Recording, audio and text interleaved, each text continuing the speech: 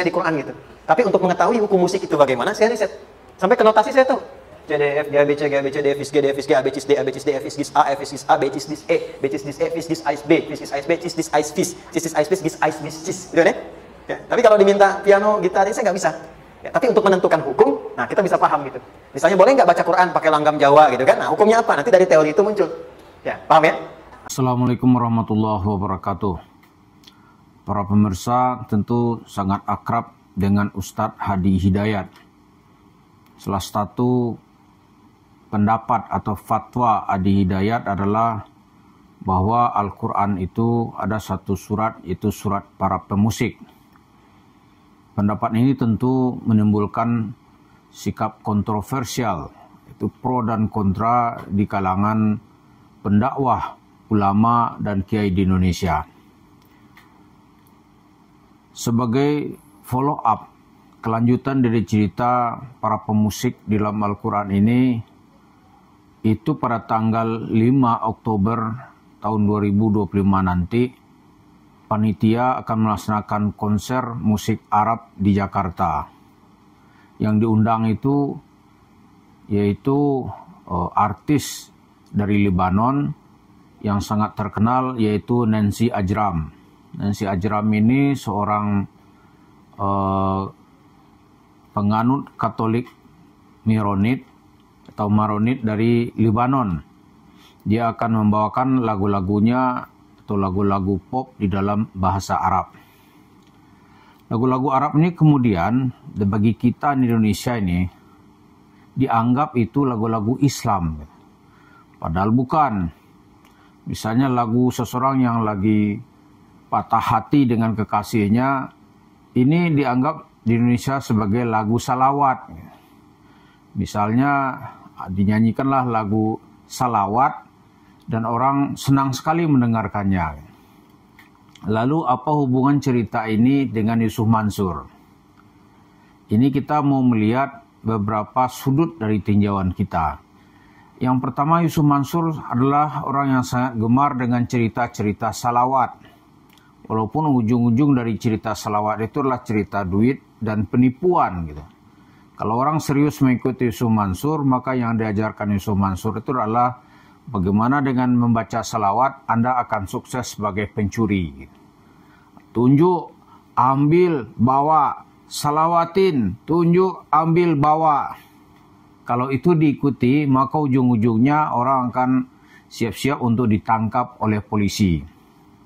Tapi Yusuf Mansur ya seolah-olah seperti orang tidak bersalah. Kalau lo ditangkap berarti bacaan salawatnya belum mempan gitu. Bacaan salawatnya belum top gitu. Lalu berikutnya kita lihat, mengundang artis untuk konser tentu di Indonesia sudah biasa gitu. Tapi untuk mengundang Nancy Ajram ini bagi kita itu positifnya apa gitu. Positifnya adalah berkenalannya masyarakat kita dengan budaya Arab secara lebih luas. Karena selama ini yang dianggap Arab itu adalah Islam. Ternyata Arab itu banyak juga yang non-Muslim. Khususnya di negara-negara seperti Lebanon, ada di Syria, itu juga di Mesir, di Maroko, ya di Tunisia, itu banyak sekali non-Muslim di daerah itu gitu. Bahkan seperti di Iran itu orang Yahudinya banyak sekali. Itu juga di Irak.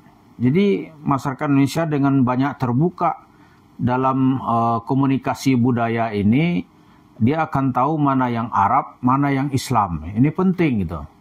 Jadi tidak semua yang Arab itu Islam gitu. Walaupun Islam itu berasal dari negara Arab. Nabi kita sendiri orang Arab. Al-Quran ditulis di dalam bahasa Arab. Dalam hadis kita dengar nanti di akhirat itu orang akan berbicara dalam bahasa Arab. Gitu. Nah kembali kepada Yusuf Mansur. Yusuf Mansur sebenarnya jangan hanya apa ibaratnya nih ya. Itu nugor gitu. Kalau kata orang Cirebon ini nugor, numpang goreng. Jadi kalau ada event-event yang berbau Islam, dia ingin menarik keuntungan dari cerita itu tanpa mau bersusah payah, tanpa mau berkorban gitu. Misalnya yang sudah dilakukan Yusuf Mansur itu, Dr. Zakir Naik misalnya. seorang mubalik yang sangat populer tahun 2017 pernah datang ke Jakarta. Dia melaksanakan tabligh di Bekasi dan beberapa tempat lainnya. Yusuf Mansur ingin membajak event ini untuk kepentingannya sendiri, untuk mendapatkan duit dan simpati dari pendengar Dr. Zakir Naik.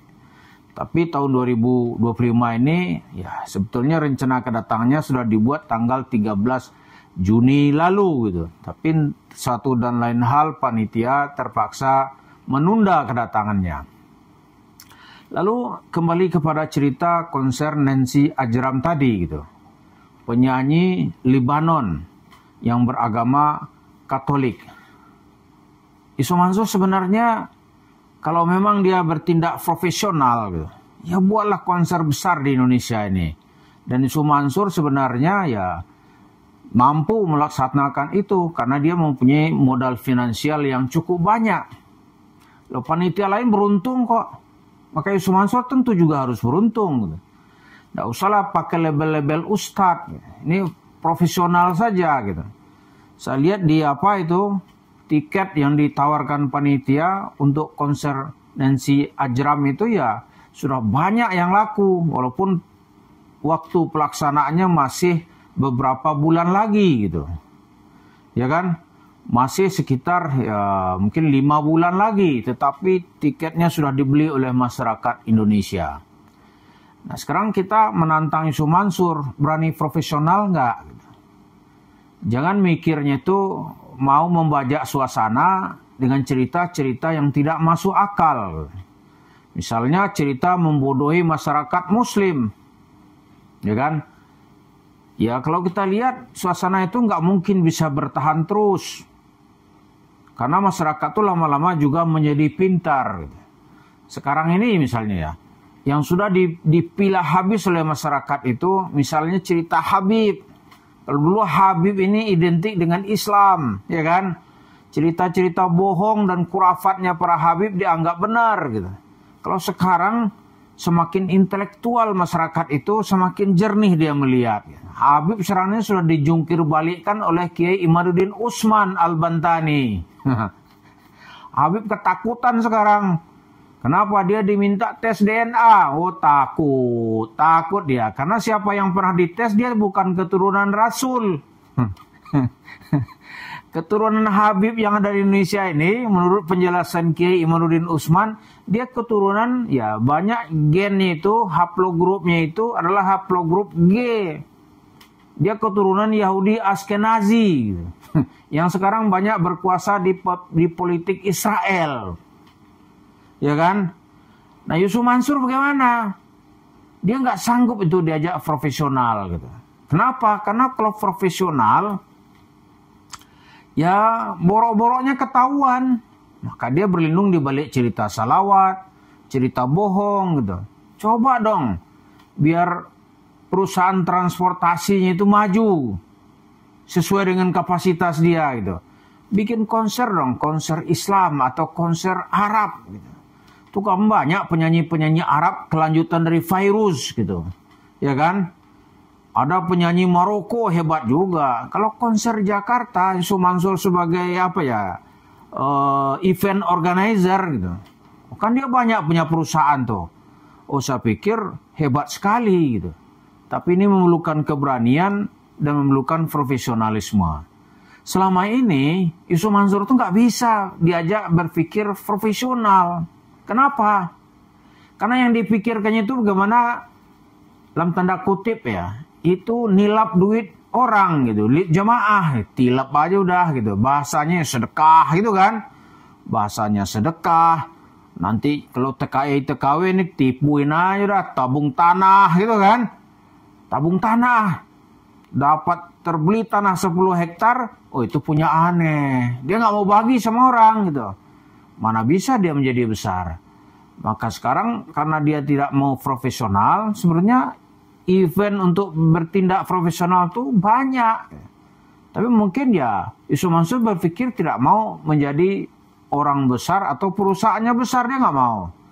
Yang penting buat dia dapat disikat duit masyarakat, dia kabur.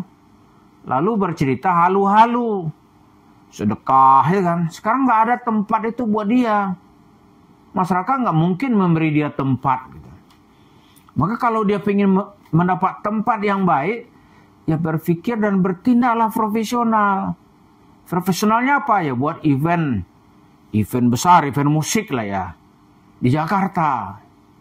Kan Yusuf Mansur selama ini nggak hirau juga dengan pandangan ulama. Maka sekarang juga nggak usah hirau dia. Oh, ada yang bilang musik haram. Alah, Yusuf Mansur kan bilang begitu dia. Itu perbedaan fikih. Sekarang nih banyak sekali event-event. Kalau perlu ya biar orang rame, undanglah ke sini misalnya penyanyi-penyanyi Israel misalnya. Wah, itu saya kira peminat dan yang menonton musik itu pasti banyak. Atau kalau belum bisa event-event internasional, bikin lu event-event yang nasional.